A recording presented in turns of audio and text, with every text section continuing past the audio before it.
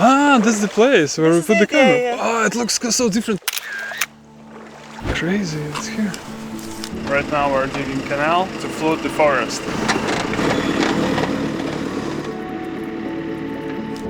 That's how the forest looks like after we flooded it. It's supposed to be a floodplain forest, which normally floods and recedes as a part of natural cycle. This process is vital for a variety of species, which use it as a feeding grounds and nursery. But for one specific reason, for the last 30 years it was completely dry. So we decided to flood it manually.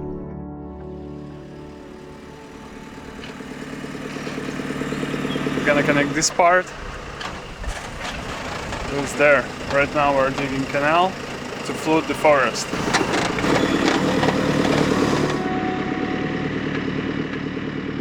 That's just one of the many canals Slovakian organization BROZ had done in the last years. We dig canal up to this point, and then the water gonna disperse all around here in this area, and that's basically to bring water to this very dry area to enrich biodiversity around. And we also put the pipe under, because otherwise it will block the forest road.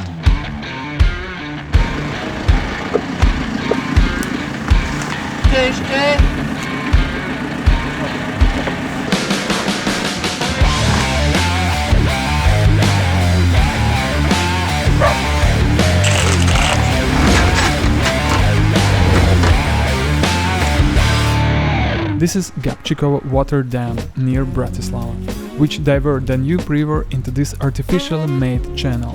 It takes most of the water and feeds it into the hydropower plant here. That's the natural ways of Danube, and this area practically doesn't get any water anymore.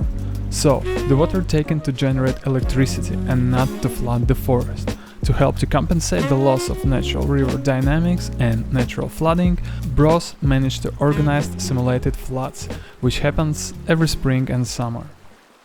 Okay, let's get some water in.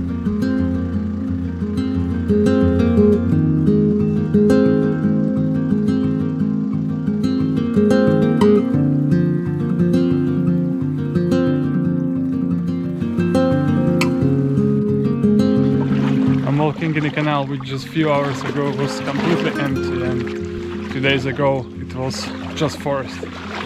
What's interesting, when you look back there, the water seems stand still, but as soon as we dig the canal and connected it with the water, you can see how powerful is the stream.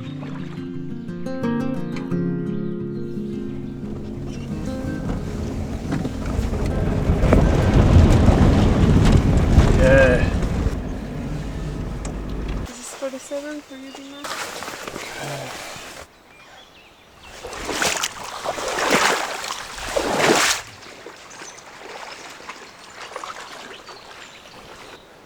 So this is how the natural flooded forest looks like.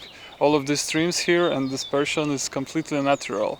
So we got the channel back there, but here all around me, water finding its own ways, and it's very beautiful.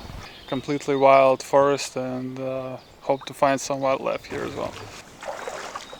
This is the last day of the flood, and what we are seeing around us is peak water levels. This is the most water that we'll get this spring in our forest, and from tomorrow the volume will start decreasing. We hope that the water in our forest will retain for some time.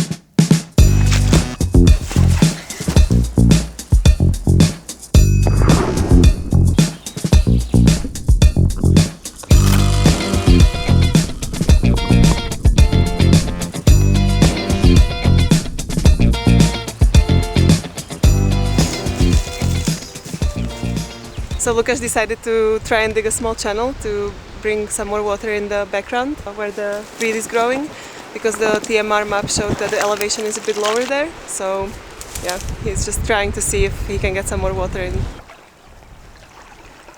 And in some places it gets quite deep. Also, look here, the water up to my torso. Ah, that's the place where we put the camera. Yeah. Oh, it looks so different. I was thinking we were like, I don't know where. Crazy, it's here. I was so surprised and excited because 3 weeks ago I was in very the same place and there was not a single drop of water. We left the camera trap here and you can see how the water elevated. Also, together with the water comes wildlife. Amphibians, snails, snakes, lizard birds, insects, deer, ducks, beavers and much more. Have a look at this.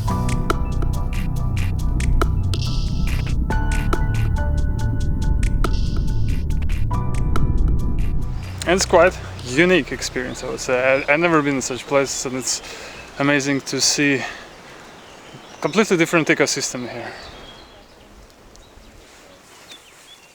Now we are just makes all the points where we can see where we are and how high we are. We see how the water drops. The water is not in the same level because it's like still going down. Some of the water just get into the soil, so it's disappearing, let's say. So now we can make all the points around and see if the water reach all the area which could, and if not, then next year we can dig some more channels and connect these areas.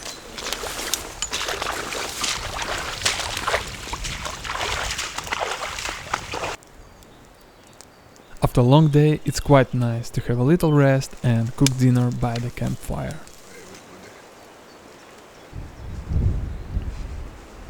Since the Gabčíkovo Dam was built, it was agreed that as a compensation they have to do manual floods themselves, but they never did it for the last 30 years, and the whole area just dried out.